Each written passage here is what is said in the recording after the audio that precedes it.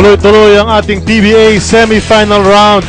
Sabi ng isang koponan, I want to move on already. Sabi naman ng isa, can I have one more chance? Pero hindi nagmamahalin itong dalawang koponan na to. Petron Blaze saka Rain or Shine, they're not dancing to the tune of lovers in this ball game. They want to beat one another, partner. At itong Petron wants to move on to the next round, ang final round. Itong Rain or Shine, isa pang chance. They want to force a game number 5 in this series, a clash of champions. The past two champions in the Governor's Cup will meet today in game number 4. Can Petron clinch or will Rain or Shine force a deciding ball game? Ako po si Charlie Cuna. Eric Reyes is my partner. What do you think, Eric? Well, you know, it's going to be like a twice to beat advantage for Petron. They're going to be given 2 chances to at least win one. Yun ang pinaka-importante doon. Samantalang ang Rain or Shine naman, gusto lang nila talaga mabuhay for another chance. Well, speaking of chances, Jeff Chan was given one more chance sa huling laro nila. And he took advantage of that chance. So yun ang nangyari doon. Jeff Chan, inaantay nila makapasok yung mga outside shots ni Jeff. He wanted a stellar ball game from him. Pag tinignan mo yung statistics niya, not overly impressive. Alam naman natin he can do much more than that. Pero considering yung nangyari sa unang dalawang laro, Eric, 18 points, 4 from 3-point land, perfect from 2-point land. Okay na kay Coach Yang yan. Well, you know, Jeff Chan is actually their best shooter from the outside. They need Jeff to, of course, hit those 3-point shots. But I've seen him in other games wherein he would drive to the basket and make those layups. You know, the big difference, Charlie, is if he makes his outside shots, then it would free up things in the middle. You know, it would open up things. Bubuka ngayon yung defense. And that's the most important thing, that Jeff Chan would hit his 3-point shot. And you said about opening things in the middle if he makes his outside shots. Yun talaga ang gusto nitong si AZ Reed. Ang import ng Rain or Shine Elasto Painters. Ayaw pa niyang umuwi, sabi niya. Last ball game out, he said, I don't want to go home yet. And well, he's got a chance to play today, put up the same kind of statistics, maybe even more, to try to prolong his stay dito sa ating bansa. Well, AZ Reed is our hard-working import, and pinapakita niya sa atin, although he's undersized, he plays with a lot of heart. A big heart actually for AZ Reed. And he's been you know, doing most of the damage from both inside and out. And kahit nga sino yung mapadepensa sa kanya, he would always find a way to score against them. Very versatile import, napakalakas pa ng mamang yan, and he's giving the other team lots of trouble, itong si AZ Reed. Sa kabilang panig naman, you know, Elijah is a biblical name. He's a prophet in the Bible. The question is he the Messiah para sa Petron Blaze Boosters? Past 2 ball games, medyo bumaba ang production, especially nung huling laro, partner. 4 of 21 mula sa field, just 17 points.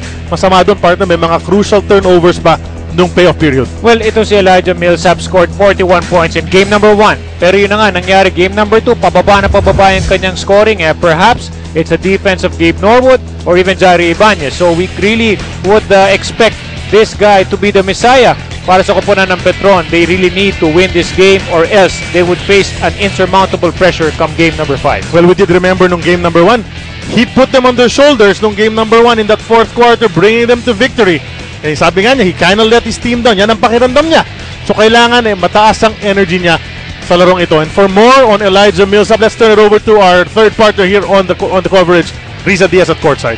Charlie, 5 beses daw pinanood ni Elijah Millsap yung tape ng game number 3. At kahit siya daw napapailing na lang sa dami ng minintis niyang easy shots, ang sabi niya, I don't even know why I'm trying to hurry things up and it's all my fault. Gabe Norwood, sabi niya, is working tremendous defense on me and it's challenging me to play even better. Kung maaari daw, gusto nga niyang matapos sa itong serye ngayong gabi para makapagpahinga rin daw sila at sana daw maipasyal na rin yung mommy niya nandito nga sa Pilipinas para makita siya. Charlie?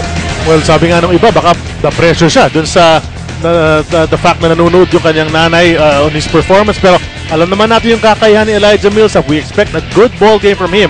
But we also expect a great ball game mula sa Rain or Shine Elasto Painters. So, bakbakan ang ating hinaharap ngayon sa gabing ito. Well, again, but I really expect Elijah Millsap to come out strong in today's ball game. We could see, and actually the entire elimination round is a testament to what Elijah Millsap can do for Petron. So right now, unless of course talagang nahanap na ang weakness ni Elijah Millsap ni Gabe Norwood, then I would really expect Elijah Millsap to come out having a better scoring game tonight.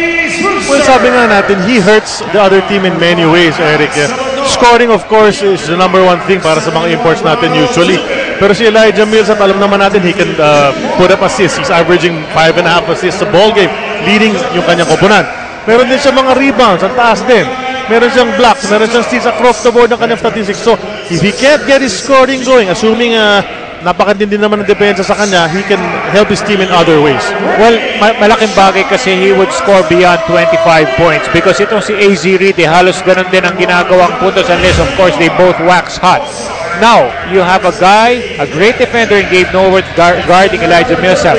Kailangan matuto sa gumamit ng screens. That's one thing. Kung hindi niya kaya talunin si Gabe Norwood or si Ibanez one-on-one, then you have to be smart enough to use those screens because it would release at least that pressure because of all those great defenders that are put against Elijah Millsap. The starters are on the floor. Naghahanda na po para sa ating jump ball. Kabagnot at Tubid ang nasa backcourt para sa Blaze Boosters. Junmar, the big man, nasa gitna. Arwin Santos, Elijah Millsap on the wings. You have Jonathan Uloan at the point guard spot. Gabe Norwood at the 2. Belgat Chan at Reed naman ang front line ng Elasto Painters. Game number 4 of this series is now underway. Unang possession, blue shirts ng Blaze Boosters. Itong Petron na nakakuha niyan. And you love the way Yang Giao shakes things up, you know, the players that he uses sa kanyang lineup. You never know who he's gonna start in the ball games. Very unpredictable. Elijah Millsap sa unang pukol pa lang niya, it's tapped away. Siya daw ang last touch, sabi ng ating baseline referee. That's referee Edward Aquino. He's calling the game together with Nestor Zambrano and Art Herrera. So the ball goes to the Rain or Shine Elasto Painter.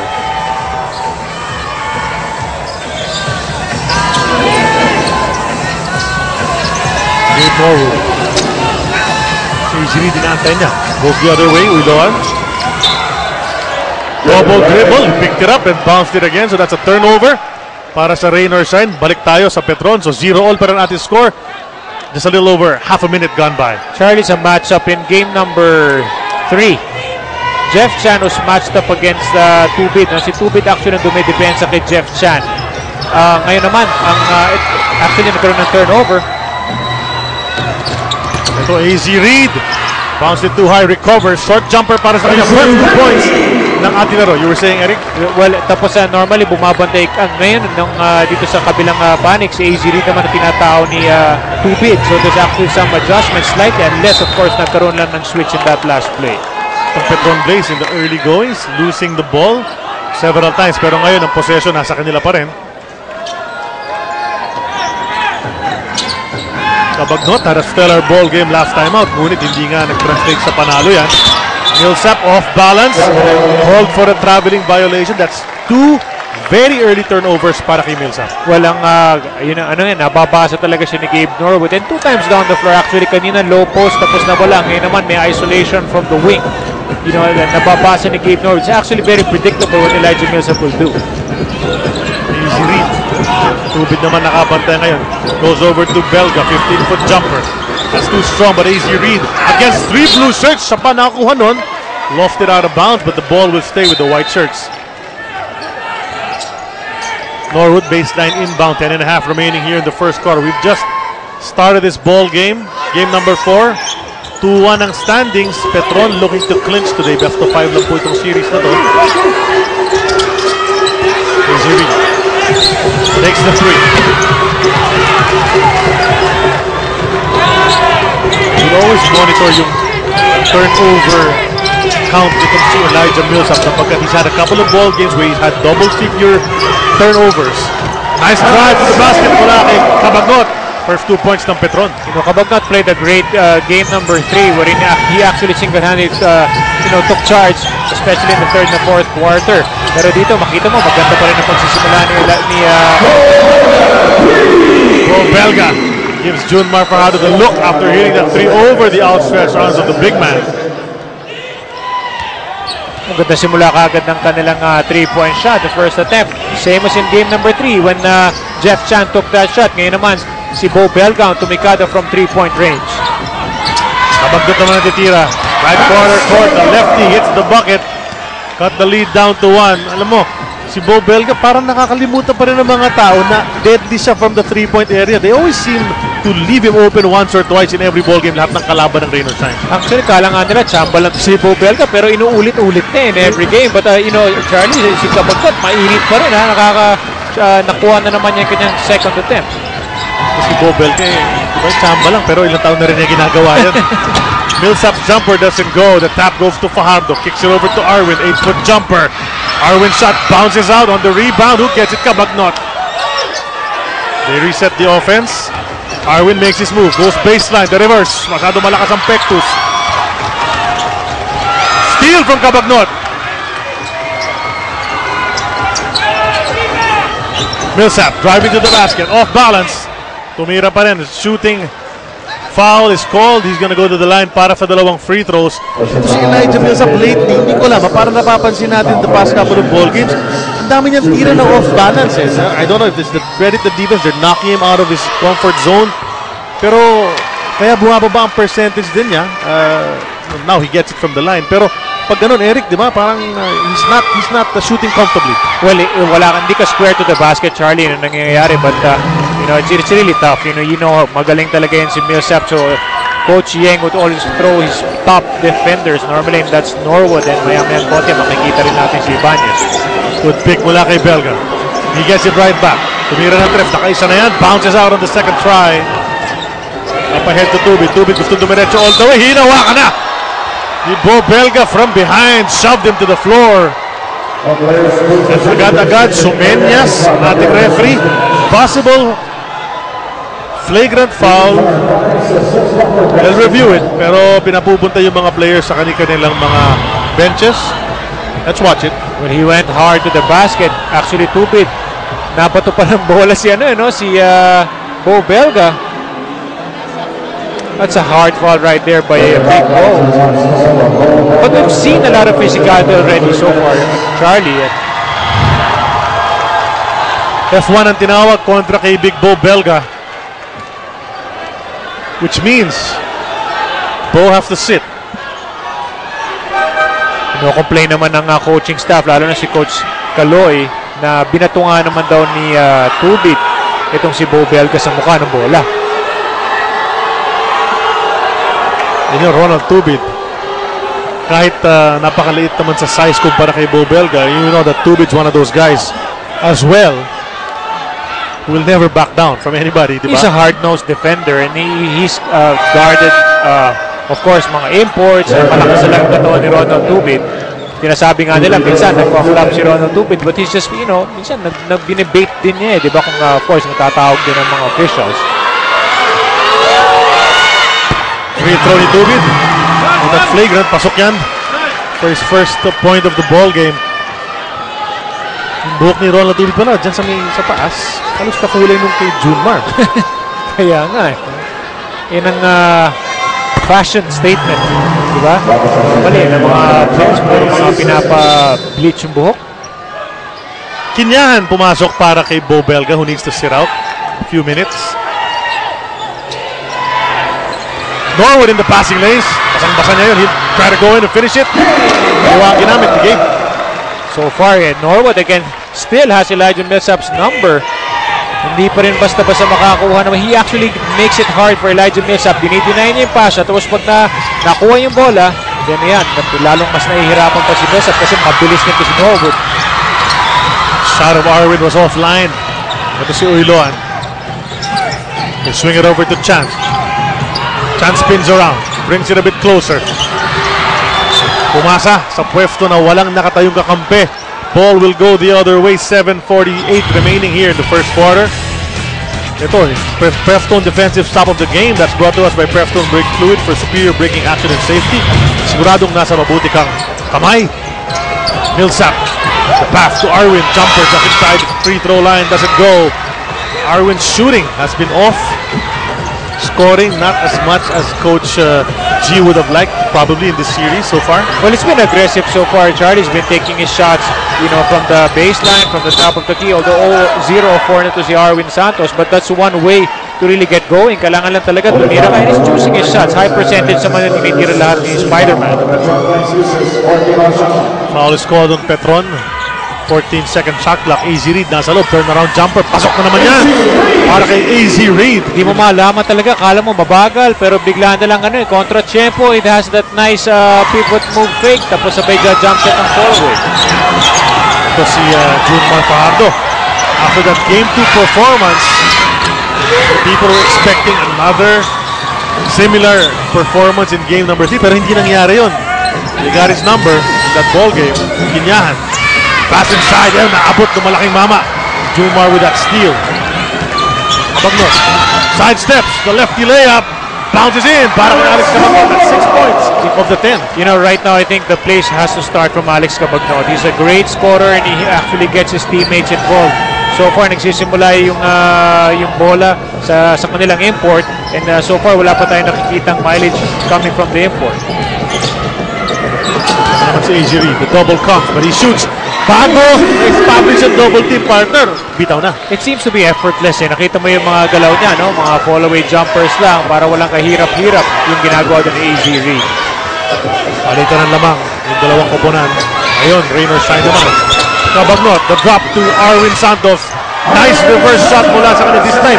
Kumapit dun sa board. Yun nga, but still, sa kanino nanggaling yung play? Nanggaling yung kay Alex Cabagnot, and he has set up now. They know that Cabagnot is a threat on offense, so didikitan yan lalo, and that's the time he can make those assists. So speaking of threats on offense, AZ Reed para sa Raynor Shine. Already 9 points early in this ball game. Kabagnot. Falling to play.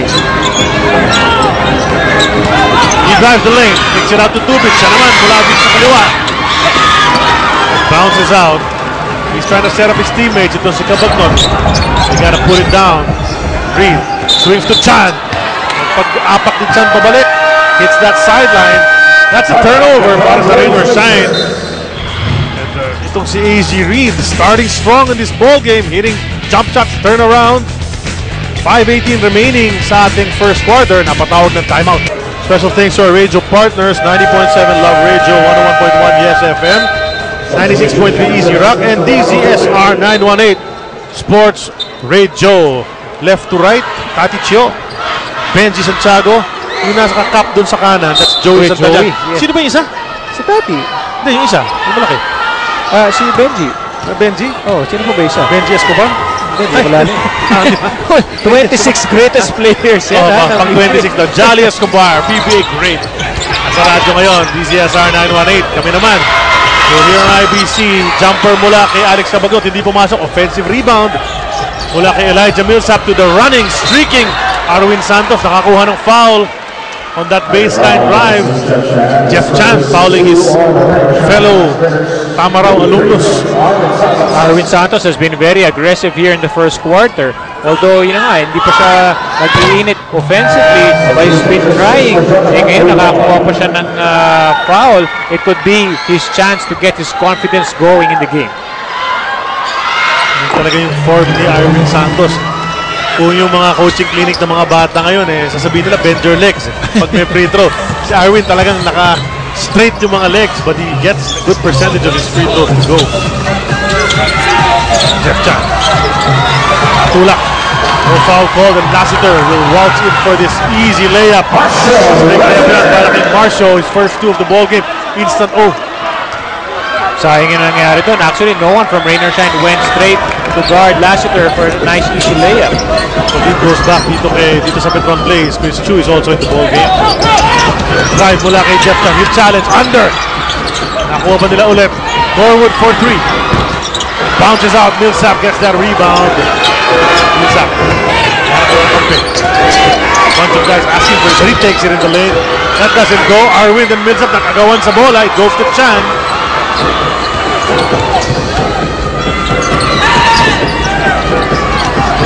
Si Reed, nahihirapan sa depensa ng dalawa. Chinyan on the drive, kicks it out.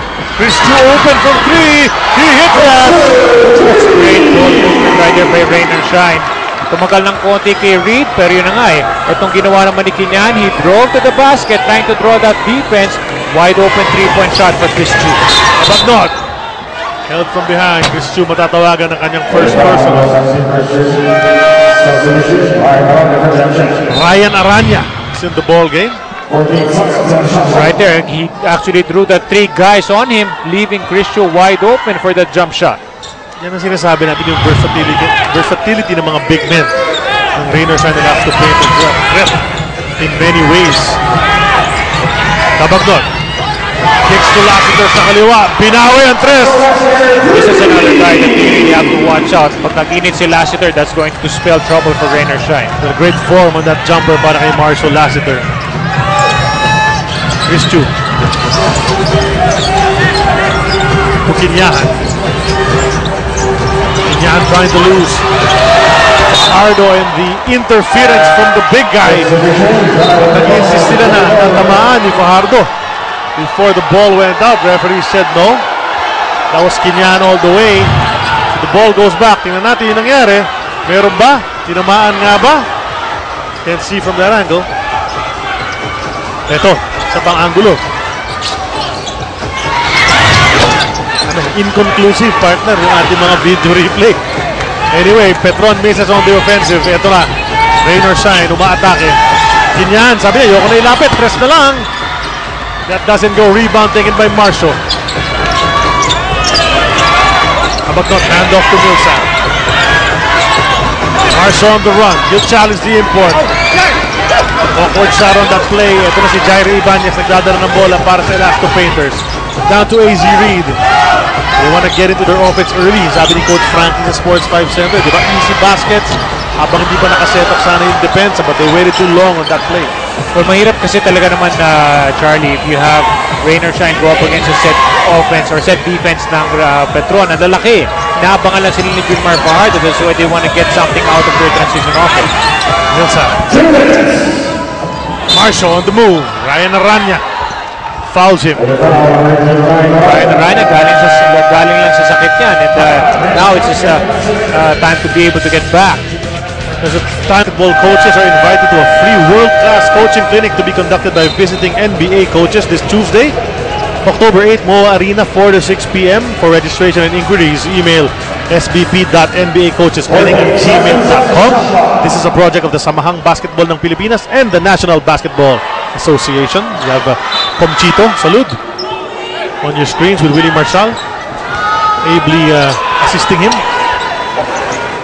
A minute and 54 remaining.